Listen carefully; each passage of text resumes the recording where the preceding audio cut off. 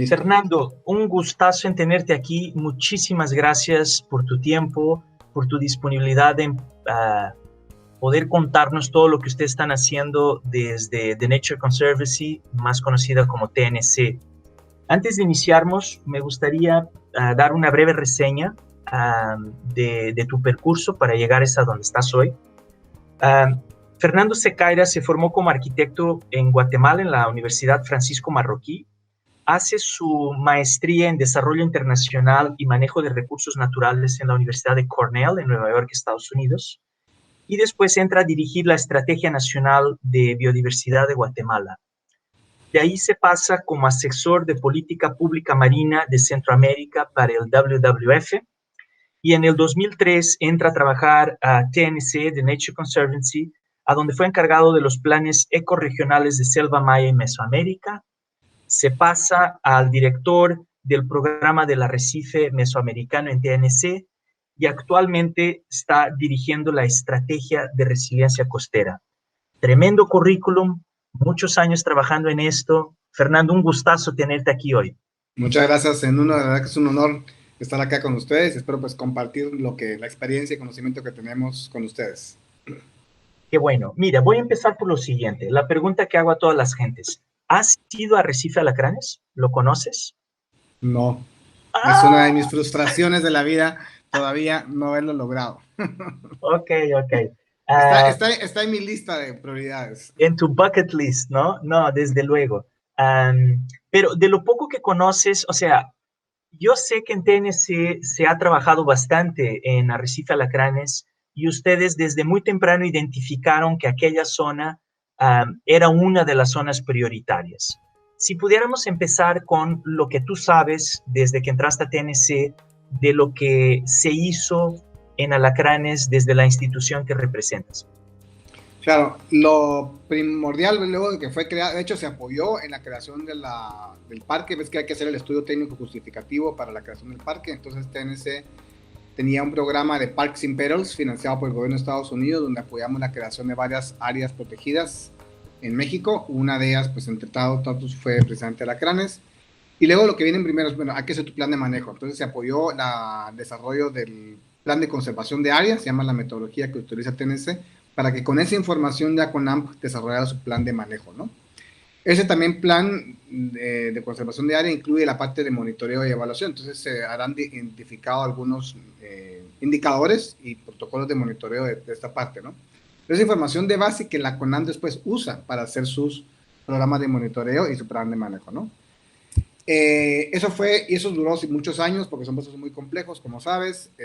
Fue la primera y el aporte más consistente de TNC. Ok, y dime una cosa, esa información, esas evaluaciones y monitoreo, esos documentos, me imagino que ustedes se quedaron con resultados de esos talleres, de esas acciones de capacitación, de apoyo. ¿Esos datos están disponibles? ¿Los pudiéramos acceder en algún lado? Yo lo que estoy seguro que tenemos, porque también se hizo en colaboración con Pronatura, es el plan de cambio, plan de acción de conservación, ¿verdad? Que pone metas, objetivos. Y ese plan generalmente trae también su parte de monitoreo, ¿no? O sea, no es el monitoreo en sí, sino que es el protocolo de monitoreo. O sea, qué indicadores de monitorear y qué, pues ya sabes, qué métodos utilizar, ¿no? Okay, entonces, no, seguro que está ahí. Y los montón de mapas de información que hay sobre alacranes. Okay. De esa época, eso habrá sido hace 15 años.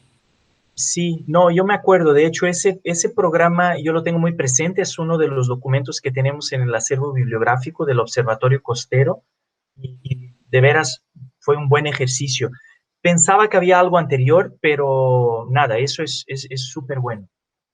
Mira, una de las cosas que me hizo querer hablar contigo o con alguien que pudiera contarnos es que TNC siempre ha sido, digamos, una institución que ha apoyado muchísimo la conservación en todos lados del mundo.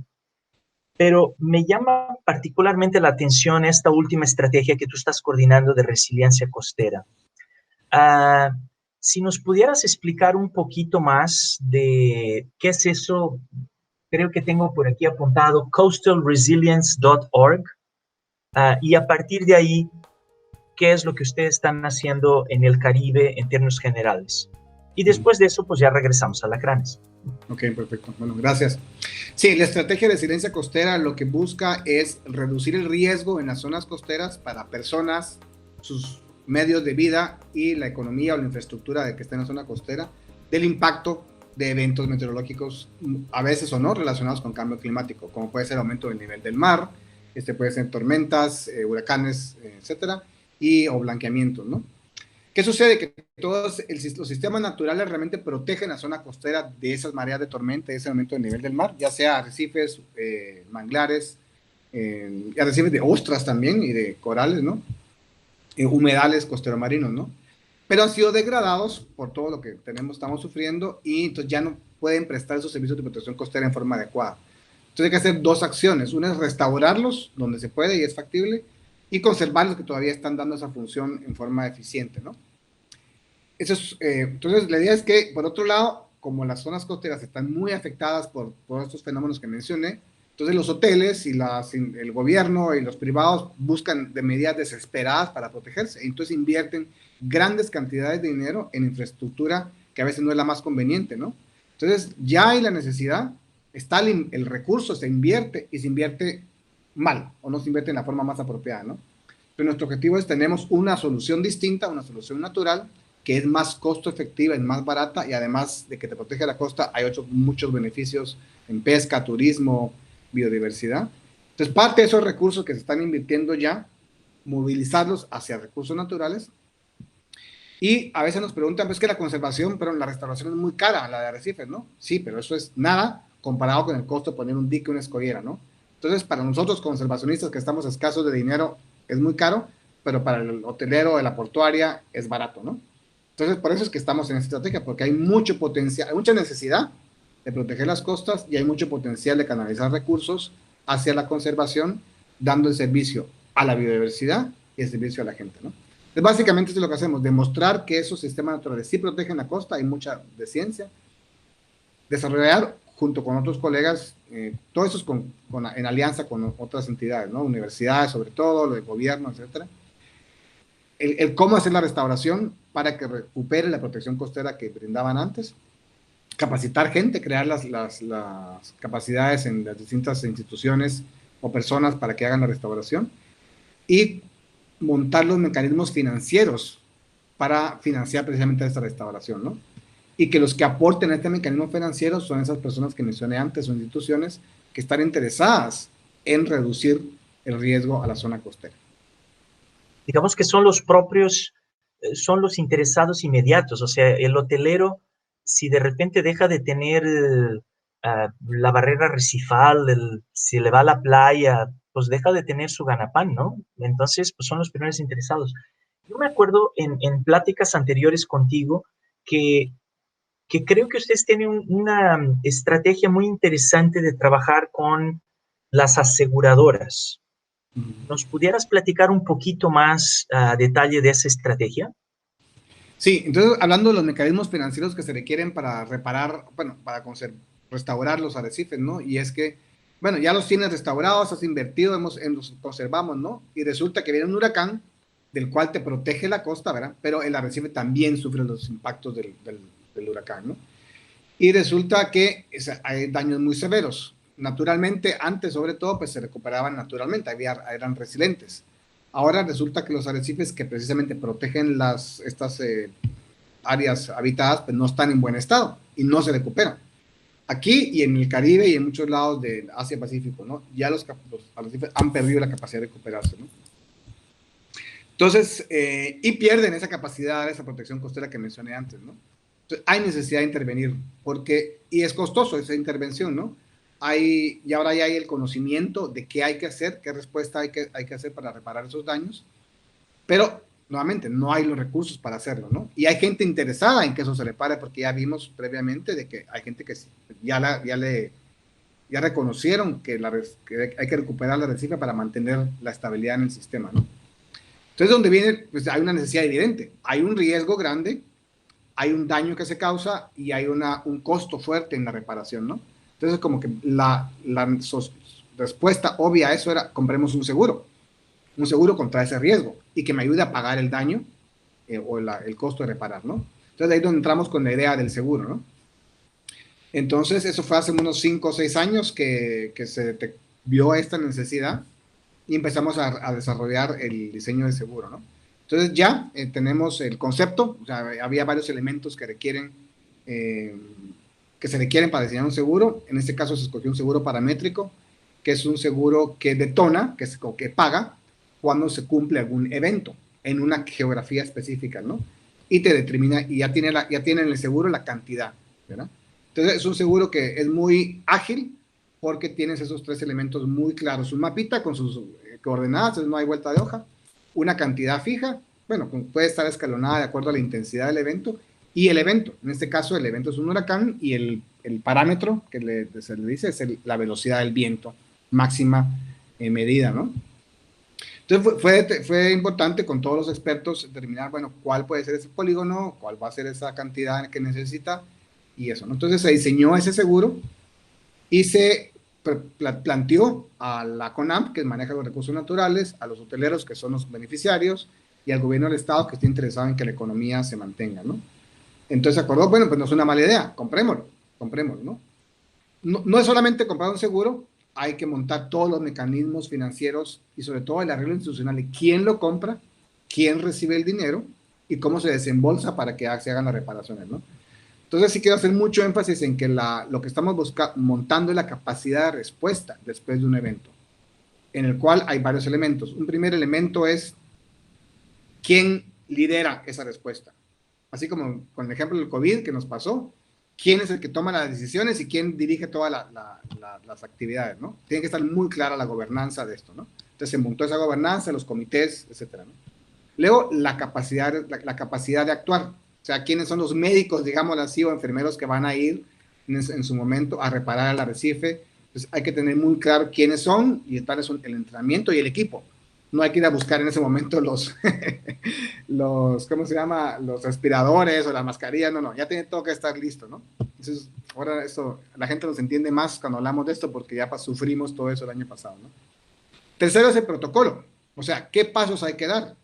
¿Qué medicina le das primero? ¿Qué medicina le das después? Entonces ya tenemos todo ese protocolo marcado de qué hay que hacer con el arrecife primero, ¿no?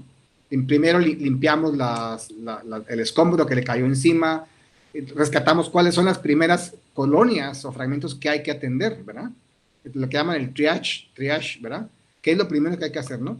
Y luego ya te vas con las siguientes actividades, ¿no? Cómo monitoreas el daño, etcétera, ¿no? Y luego eso, bueno, ¿cómo lo pagas, no? Es importantísimo, ¿no? Entonces hay distintas etapas porque el primer día tal vez tú requieras ya ir a hacer la evaluación después de que ya hubo el clima adecuado y el agua se calmó para que pueda haber la visibilidad adecuada. Entonces ya empieza la respuesta, ¿no? Entonces hay distintas etapas de trabajo que requieren distintos financiamientos. Y de acuerdo al nivel de daño, es que tú ya requieres, ok, a partir de 10 días de trabajo, si ya sigo más, requiero pues más cantidad de recursos, ¿no? Y ahí es donde entra entonces un seguro. Entonces los mecanismos financieros son por lo menos de 3 tipos. Uno es los recursos que tú tienes ya en tu bolsillo, normalmente, para atender actividades, ¿no? Tu gasolina, el costo del tanque del oxígeno el primer día y todo, ¿no? Y puede ser contribuciones locales también al respecto, ¿no? Y alguien pone su contribución yo tengo 50 tanques, yo pongo 20 litros de gasolina, yo pongo mi lancha, así, ¿no? Luego viene la etapa del fondo de emergencia, que es, siempre le llamamos los gastos menores, ¿no?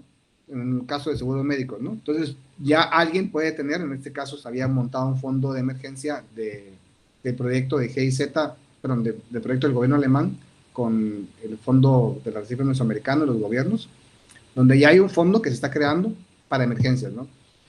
Y tercero es, bueno, cuando los daños son muy grandes, para pagar los gastos mayores, ya puede entrar un seguro, ¿no? Entonces, así está diseñado el sistema, ¿no? Entonces, el año pasado, ya el gobierno de Quintana Roo compró el seguro, lo compró en 2019 y lo compró en 2020, y pues vamos para bien o para mal, el año pasado pegaron 3 huracanes acá en Quintana Roo, 2 de ellos no llegaron a detonar el seguro, porque pues no llegó a los parámetros que estaban establecidos, y el tercero sí, que fue el huracán Delta, ¿no? Pasó a más de 100 nudos, o por lo menos a 100 nudos precisamente dentro del polígono definido, ¿no? Entonces ya pagó el seguro, en este caso pagó 17 millones de pesos, $850,000, por el nivel de intensidad del viento, ¿no? que teníamos ahí. Entonces ya entró al fideicomiso y este proceso ya está completándose para ya desembolsar los fondos para la restauración del arrecife, ¿no? Entonces, en resumen, el mecanismo financiero tiene 3 componentes, 2 ya fueron operados, ya se gastaron, digamos así, ya se hizo la primera reparación del daño, y ahorita con los fondos del seguro se va a pasar a la tercera parte, que es la restauración de los daños que quedaron todavía, ¿no? Y entonces, bueno, se demostró que la capacidad de respuesta fue un éxito, las brigadas funcionaron súper bien, o sea, solitos caminaron, ¿no? La gobernanza estaba muy clara, el protocolo estuvo muy bien, ya se sabía qué hacer, entonces, algo que fue, los datos que tenemos es que 15,000 colonias de coral o fragmentos, a veces eran como 3,000 colonias, y 12,000 fragmentos fueron rescatados durante este esfuerzo en Puerto Morelos, que fue donde teníamos la capacidad instalada y la gente estuvo trabajando, ¿no? Entonces fue muy valioso ahorita tenemos 12,000 fragmentos que si no estuvieran muertos, por lo menos el 80-90% de esos fragmentos estuvieran muertos, están posicionados ya fijos ahí, creciendo. Ahorita viene la parte de monitoreo de esos fragmentos y asegurarse de que estén bien, si es que hay necesidad de alguna intervención, pero no lo prevemos así. Y arrancará entonces la parte de la restauración. Entonces funcionó muy bien, funcionó la gobernanza, las brigadas, el protocolo y el seguro. Oye, que nada, yo no estaba enterado de eso, los felicito, me parece que necesitamos de ese estilo de soluciones. Y sí, pues la técnica de restauración esa ya se conocía, ya se ha hecho mucha investigación. Hay algo por hacer todavía, pero me encanta escuchar esas noticias porque sí hay soluciones, sí hay esperanza de conseguir financiar eso. Y a veces yo veo cuánto dinero se gasta en recuperar playas, etcétera, y dices, oye, a lo mejor con una fracción de ese dinero se conseguiría resolver el problema de otra manera. Mira, si queremos llevar, la idea de invitarte a esta entrevista era lo que están haciendo en Quintana Roo. Me estás confirmando lo que yo tenía fuertes sospechas que iba a pasar, que es un éxito, que funciona, que puede funcionar. Si va a seguir funcionando, ojalá que sí. Pero si llevamos eso y lo regresamos a lo que nos trae aquí hoy, que es Arrecife Alacranes, hay una gran diferencia. Arrecife Alacranes casi no tiene población. La población que vive en las islas es población flotante de, digamos, las secretarías, es gente que va a trabajar a Alacranes, porque ahí está. Entonces, no hay hoteles, no hay nada. ¿Cómo ves la posibilidad de aplicar algo semejante en Arrecife Alacranes? Bueno, los conceptos básicos aquí hay 2 puntos. Uno es, hay necesidad de una capacidad de respuesta allá para atender algún evento, alguna emergencia, algún desastre. Y segundo, si eso requiere un seguro o no, que son como 2 pasos o pasos distintos en el proceso, ¿no? Entonces hay varias preguntas. La primera pregunta sería, ¿hay un capital natural allí importante y que da beneficios importantes? Pues la respuesta es sí, sí hay eso en Alacranes, ¿no? Ya sea para la pesca o para el turismo, pero sí da. En este caso no hay protección costera porque no hay comunidades que proteger, pero están los otros 2 servicios, ¿no? Yo diría cheque la primera requisito, ¿no? El segundo está en riesgo de eventos catastróficos, y pues a veces hay 2 que sabemos, ¿no? Están los huracanes que llegan ahí de vez en cuando, otro es terrible, es la posibilidad de un oil spill, de un derrame petrolero por ahí que suceda y que llegue ahí y tercero son los encallamientos, ¿no? Que pueden suceder, ¿no? Entonces sí hay eventos que suceden ahí, ¿no? La siguiente pregunta es, ¿yo puedo asegurarme contra alguno de estos riesgos, no? Pues sí, yo creo que los 3 en alguna medida eventualmente pueden ser asegurables. El de huracanes ya está comprobado, los otros 2 hay que discutir cómo se puede estructurar un seguro para eso, ¿no? La otra pregunta es, ¿puedo reparar esos daños? ¿Verdad? Bueno, tú me decías que en el caso de los huracanes, pues tal vez no hay necesidad de hacer mucho, se recuperan solos, ¿no? Ahí van, ¿no? En el caso de un derrame petrolero, pues bueno, hay muchas cosas que se pueden hacer ahí, hay que ayudar al sistema porque solito no se va a recuperar, ¿no? Y con los,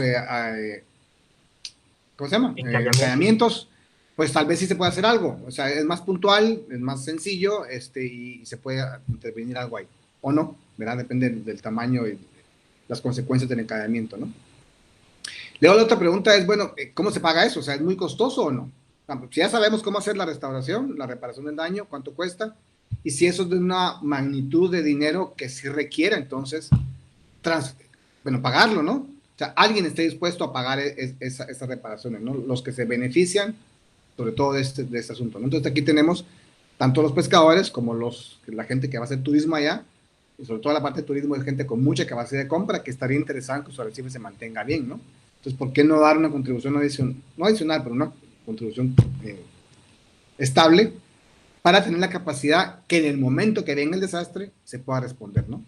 Entonces, yo creo que sí hay elementos relevantes y convenientes en alacranes para poder hacer este análisis a conciencia, le llamamos la fase de factibilidad, de que si es posible o si es necesario, sobre todo, tener una capacidad de respuesta ya, ¿no?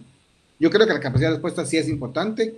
Si tienen que llegar al último elemento del seguro, pues es la última pregunta, ¿no? Pero cuando tú ves, yo como persona necesito manejar mi salud, ¿qué tengo que hacer? Hay varios pasos y el seguro es uno de ellos. Quiero hacer énfasis, el seguro es muy importante, pues una herramienta entre todas y hay que tenerlas todas. De nada te sirve un seguro si no tienes la capacidad de usar ese seguro, ¿no? No, plenamente de acuerdo. Creo que le atinaste al clavo. Y nada, mientras platicabas yo decía, ok, está perfecto. Nada, un encallamiento, si quieres ya regresamos, pero es una embarcación, la embarcación tiene un dueño, debería de estar, digamos, asegurada. Ok. Un oil spill, hombre, pues en algún proceso se van a poder ubicar responsabilidades a alguna institución, a alguna persona, y por lo tanto también debería de haber un seguro. No me estoy imaginando ningún buque petrolífero andando por el mar sin un seguro o alguna plataforma petrolera, sobre todo después de cosas como el Deepwater Horizon, ¿no? En el Golfo de México. Seguramente las empresas se están protegiendo para eso. Ahorita viene un huracán, no estoy viendo a quién le voy a pedir, ¿no? ¿A quién, a quién es el responsable por un huracán? O sea, no hay, ahí sí, no hay manera de encontrar un culpable, una entidad culpable. Entonces, no sé, Arrecife Alacranes es muy grande. Tengo la impresión que está afortunadamente suficientemente bien en términos de salud de los corales y todo, para que si pasara un huracán, estoy seguro que le haría muchísimo daño. Pero yo lo veo con capacidades de recuperar, ¿no?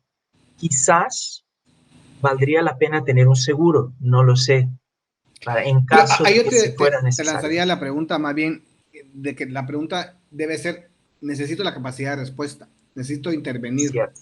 o voy a ganar con intervenir. Yo creo que los arrecifes ahora están muy en la línea de riesgo muy fuerte con un blanqueamiento, con cualquier cosa, y podemos fácilmente, creo yo, los psicólogos sabrán más de eso de huracanes, como que puede ser un turning point, puede que a partir de ese huracán pierda mucho esa capacidad, ¿no?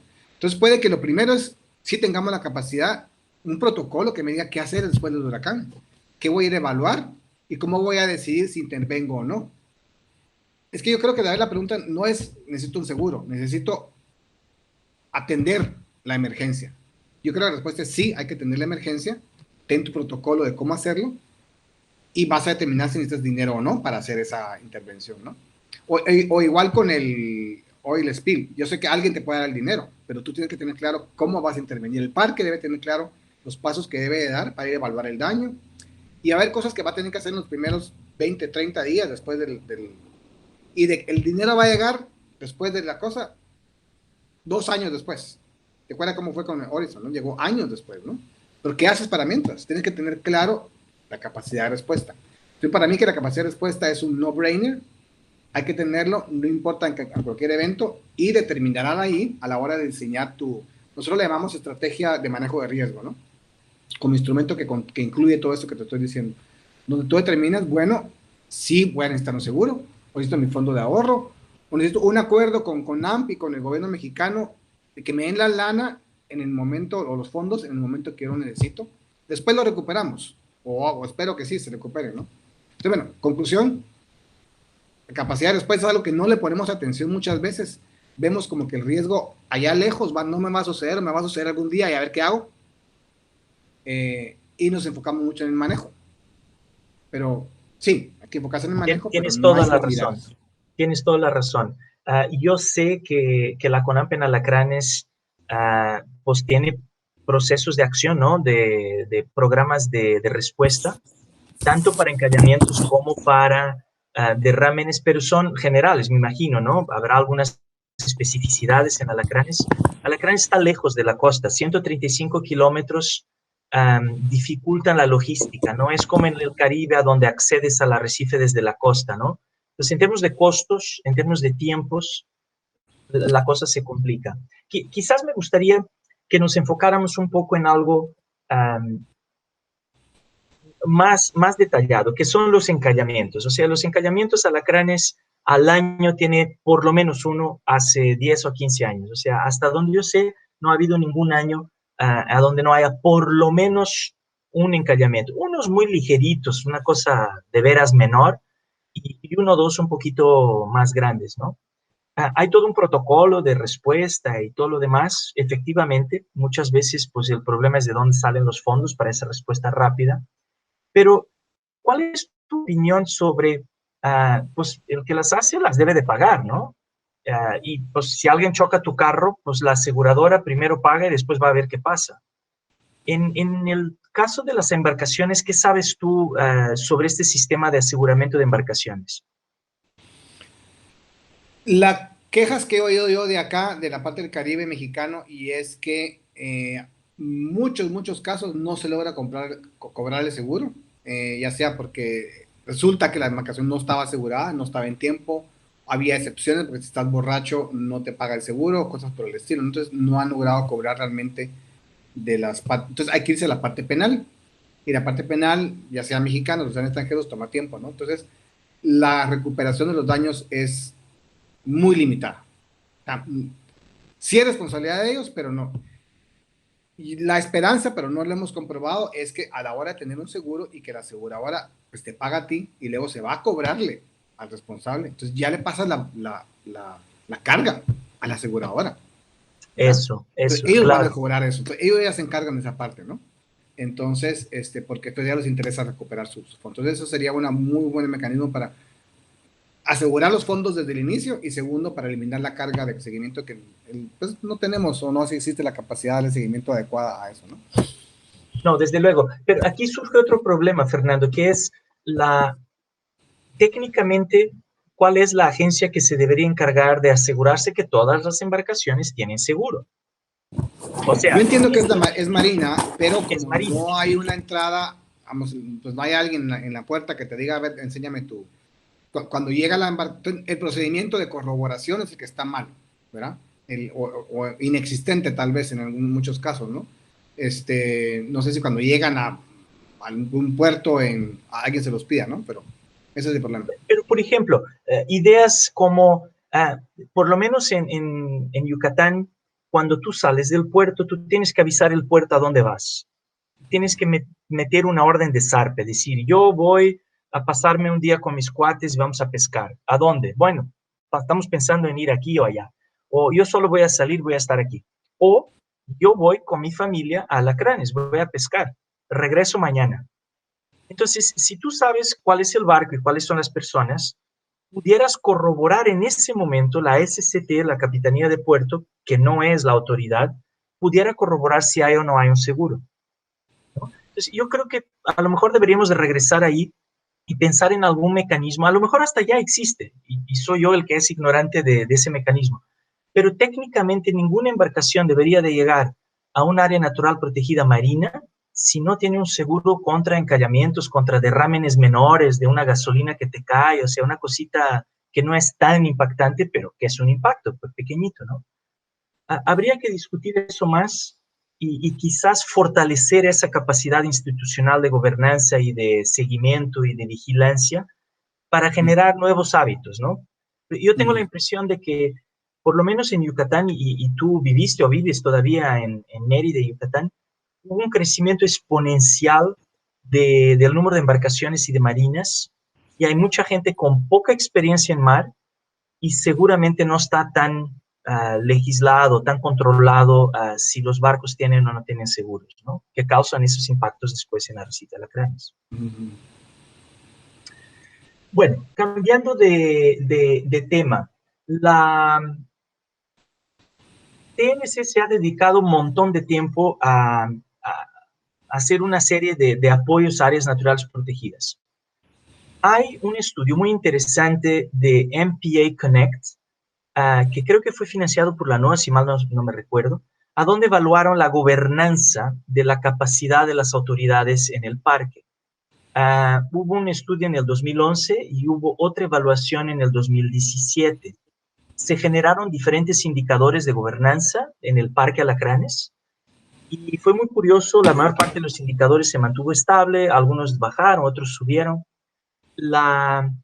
Desde tu punto de vista, en un área marina protegida como Alacranes, ahorita que vamos a intentar hacer una tarjeta de reporte, si yo te preguntara, no sé, ¿cuáles son los 3 indicadores más importantes para un área natural protegida marina como Alacranes? ¿Cuáles son los que te vienen a la cabeza desde tu ¿Indicadores de trabajo? gobernanza o indicadores de...?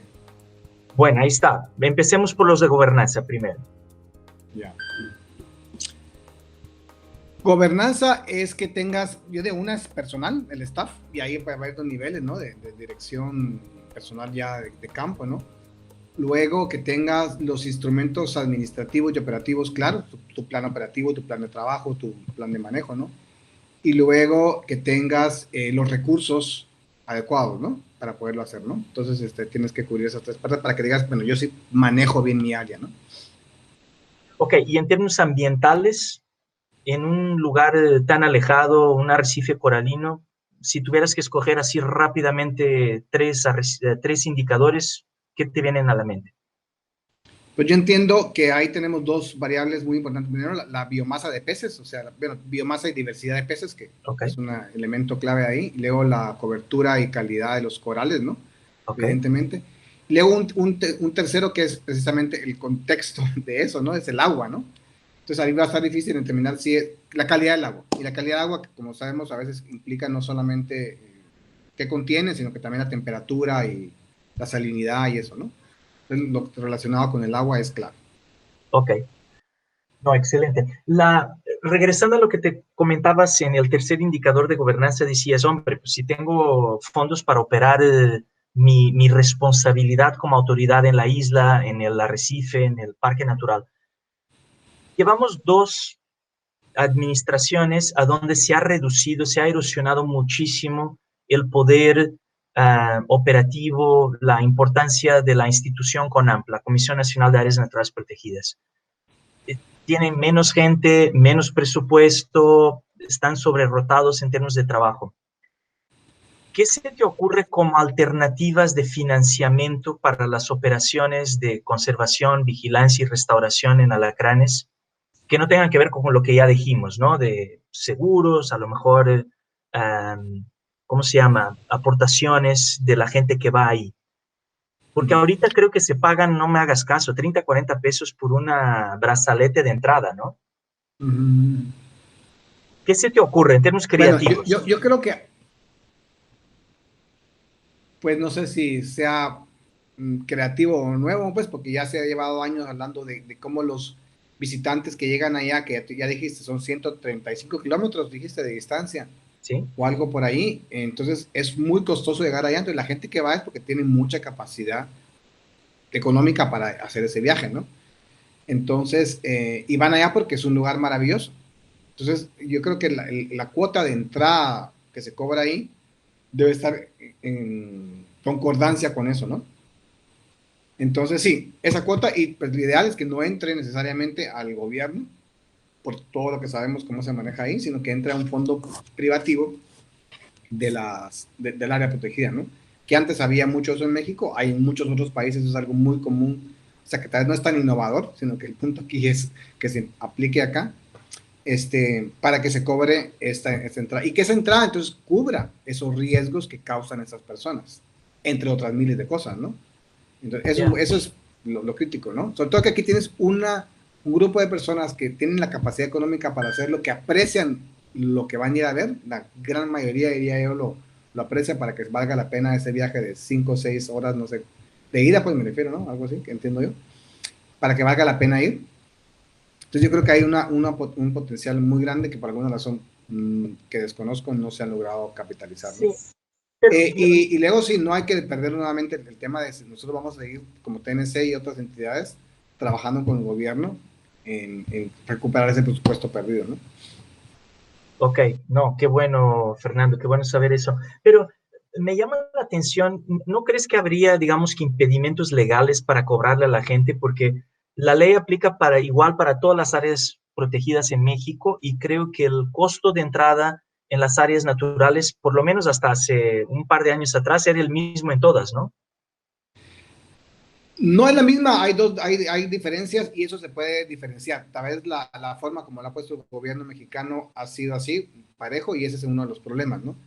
Y tal vez, bueno, que quede la cuota de entrada igual allá, pero la contribución adicional, pues debe ser ya algo, tal vez, si lo soltó, la ventaja de que sea un ingreso privativo que se pueda manejar aparte, es que sea un acuerdo aparte, ¿no?